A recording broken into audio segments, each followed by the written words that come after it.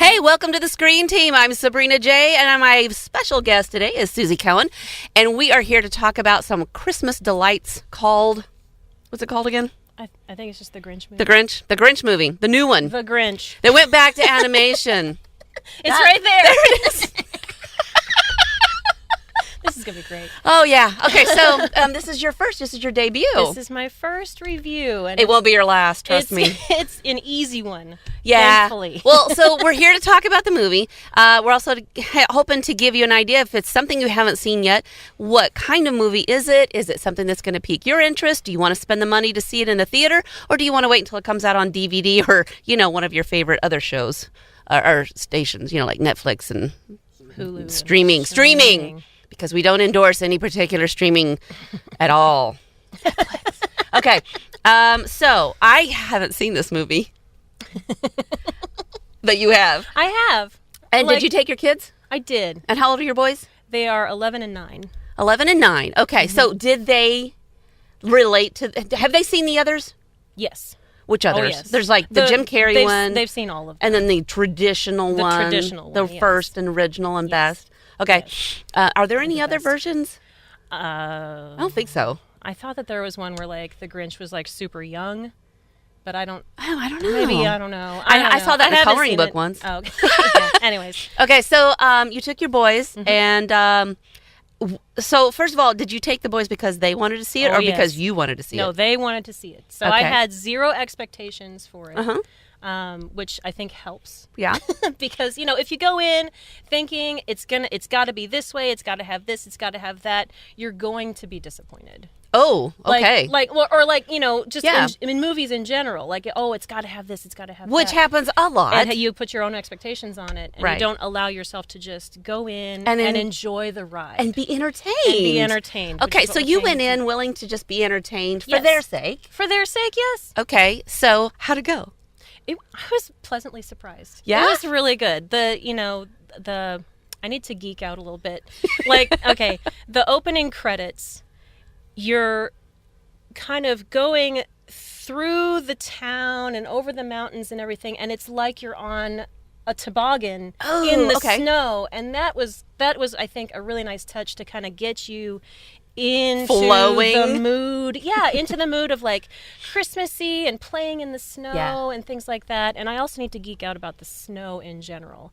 Like, textures are real. Oh my gosh, they are just amazing. Like, animators now, like, you think about Toy Story. Okay, the very first Toy Story. Yeah. And I remember just being absolutely blown away. Everybody was. By that. But you look at it now, and you're like, oh, well, that's really super smooth, and it's blocky or whatever. Like, animators did the best they could then, but they have just exponentially grown. Like, the fuzzies are fuzzier, the smooths are smoother, but they have a little bit of graininess to them. Wow. The snow is fluffy. So you were distracted. Like it looks like, like, part of enjoying a CGI movie is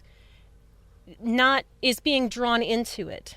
And if it doesn't look real, then you sit there and you think distracted. So you're distracted by the CGI, which my husband, Chris Berger, always says to CGI. Yeah.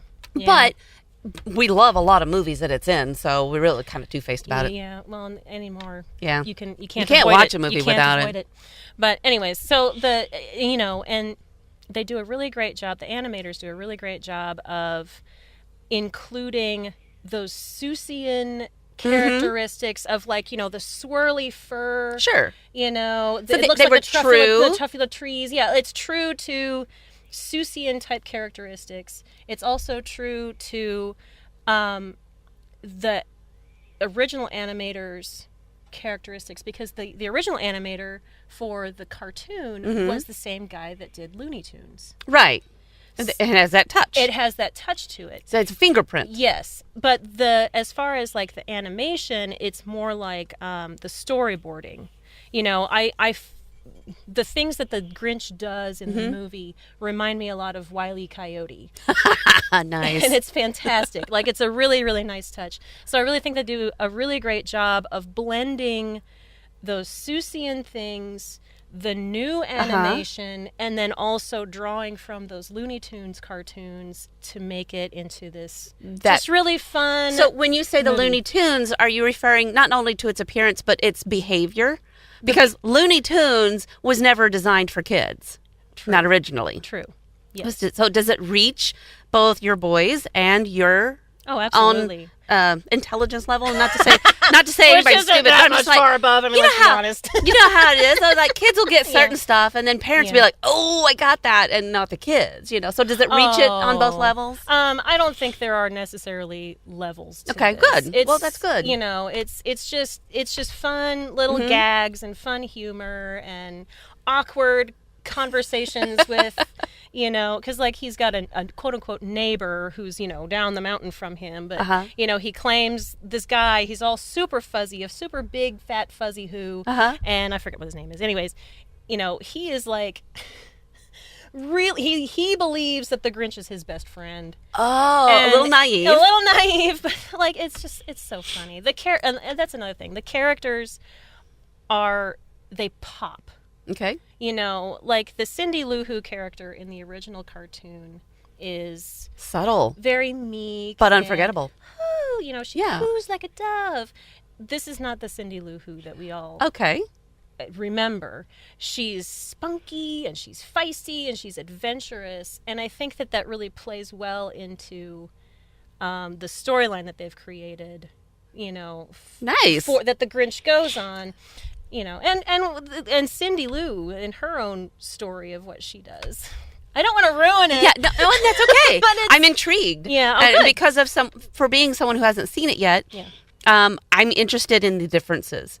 Mm-hmm. How was it similar to either of the other previous versions that have been? Okay, the way that it's similar is the narration is all in rhyme.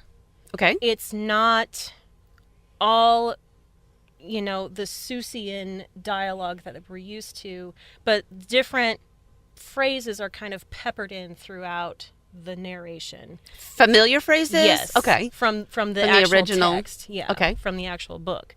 So that's nice.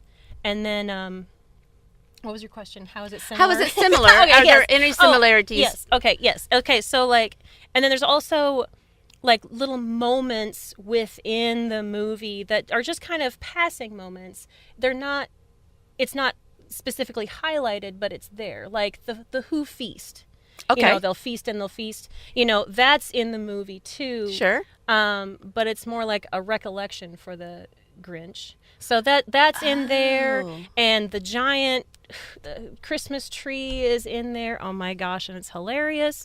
And then there's also, the Who's, they're surrounding the tree and they're singing their little Who Christmas carol. Is it the same one? It's the same one. Oh, that's a special one. Yes, and so they retain different nostalgic elements of the original to make it resonate with us as an audience. Yeah, it makes it familiar, but it doesn't make it so packed in with all those original things that it's like, oh, well, they might as well have just, they might have, Okay, good.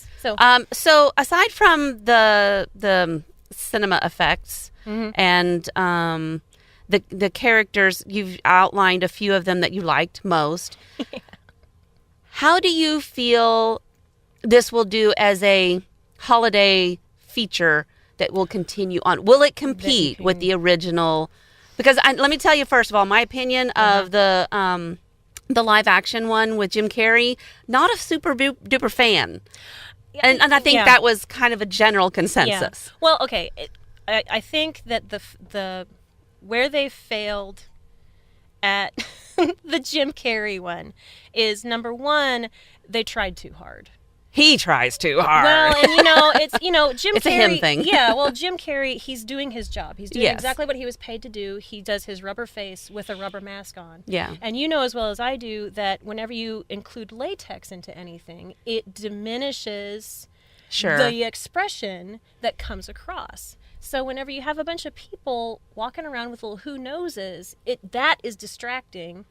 And then also like the storyline that they have with the Jim Carrey version, it strays too far away from the original. And I think that it there aren't enough elements of nostalgia there to make it resonate.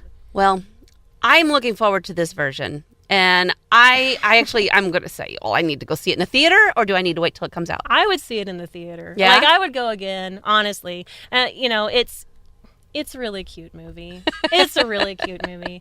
Well, let's put a big smile on your face. Yes, I know. And I can't tell you, I thank you enough for coming and sharing this movie experience with our listeners and observers. And so we encourage you to come back and share more. Sure. Hey, listen, we always want you to know before you go, thanks for tuning in to the Screen Team. I'm Sabrina J. with Susie. Tune in next week.